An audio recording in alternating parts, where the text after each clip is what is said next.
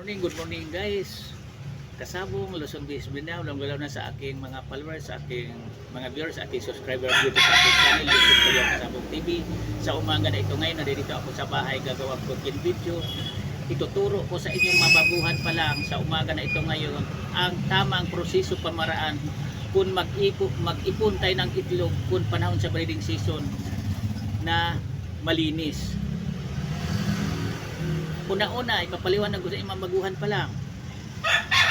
Kapag ang inahin natin ang itlog araw-araw, kailangan kukunin natin yan sa kanilang itloganan o titingnan natin kung may dumi, punasan natin ng malambot na tila, huwag yung matigas magaspang na tila.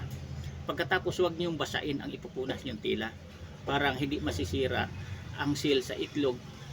Kasi pag nabasag tubig ang seal sa itlog, hindi tatagal yan. Pagkatapos niyan, balutin natin ang dyaryo o kaya papel, ilalagay natin sa ref.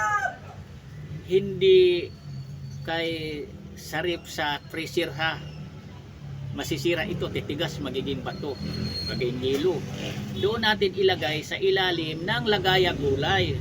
Pagkatapos huwag nating masyadong patagalin, pinakataas yan 10 days, dapat nga 7 days na pa-incubate na natin, parang hindi nawadag similya ang ating mga alagang itlog. Kasi itlog pa lang nialagaan na natin kapag magpa-incubate tayo. Kasi ako mismo doon sa incubator, ang hinatid kong mga itlog, karamihan yan may mga similya, ilan-ilan lang ang ma-reject. Kaya sinasabihan ako doon sa may-ari ng incubator mismo nga, marunong ka palang mag-alaga ng itlog. Kasi kailangan ang itlog ialagaan din ito habang iniipon natin. Yan totoo. Kasi alam nila kung matagal na nga naka-stack ang mga hinatid mong itlog na ipa-incubate. Karamihan yan, sira na ang kanyang similya. Hindi na tumuloy maging sisiw, hindi na mabubuhay yan ang kanyang similya. Patay na ang similya sa loob pa ng itlog.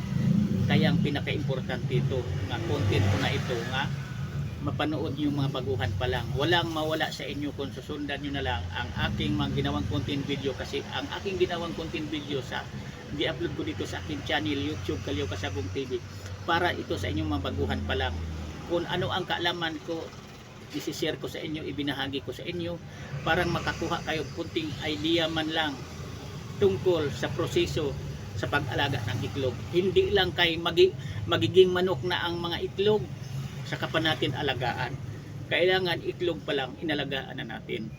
Sa pag-ipon natin, doon natin ginagamit ang ating kaalaman sa pag-alaga para nga hindi sila mawadag similya, hindi rin tayo nalulugi sa ibinayad natin sa pagpa-incubate natin.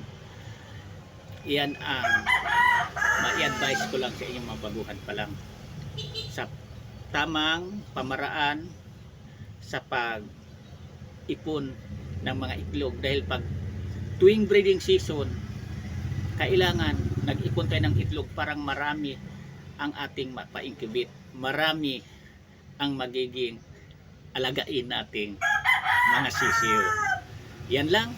Sana mayroon kayong kunting mapulot o matutunang mga baguhan pa lang na dito sa pagpalahi natin ng manok, hindi lang kay ang ating materialis, ang ating mga inahing alagaan, pag nangingitlog na inalagaan din natin. Ulitin ko lang, punasan nyo sa malambot na tila, huwag nyong basain ng tubig, parang hindi masisira ang seal sa inyong mga itlog. Yan lang. Thank you ulit. Bye-bye.